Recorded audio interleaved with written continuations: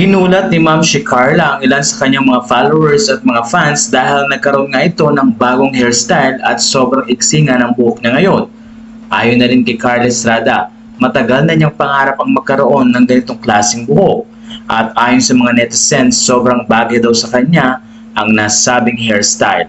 Ayon sa mga fans, dahil maganda ang mukha ni Carla, fresh na fresh daw itong tingnan at bumata. Pero ilan naman ang nagsasabing mukhang related daw kaya ito sa breakup ng Katniel na kung saan ay parang sign na rin ito or symbol ng pag-move forward.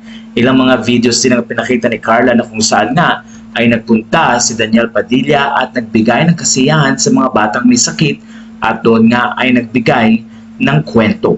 Ayon sa mga fans, isang magandang move ito para ipakita ni Carla at Daniel na maayos naman silang nagmo-move on matapos nga ang controversial at sikat na breakup. Marami man ang naghinayang sa kanilang relationship pero nandoon ang suporta ng mga magulang ni Catherine at Daniel na kung saan nga ay kasama nila sa pag-move on.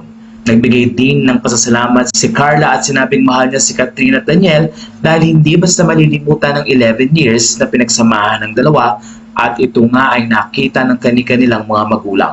Kaya naman sa pagbabago ng hairstyle ni Carla, kaya naman marami ang nagsasabi na related man ito sa breakup ng Katniel pero may sarili pa ring choice si Carla Estrada na ipakita kung ano man ang kanyang gustong gawin. Ilan sa mga nag-comment dito ay si Beauty Gonzales na sobrang nagustuhan nga ang buhok ni Carla at ilang mga kaibigan ni Carla na talaga namang humanga sa kanyang kagandahan at ayon nga sa kanila, bumata daw ang itsura nito. Sa puntong ito, tulad ni Carla bilang magulang ni Daniel ay wala siyang hiling kundi mahalin ng mga fans si Daniel at tingnan at muling isipin ang mga magagandang bagay na nagawa nito. At sana nga daw ay patuloy na suportahan ng mga fans si Daniel sa kanyang mga proyekto na parating.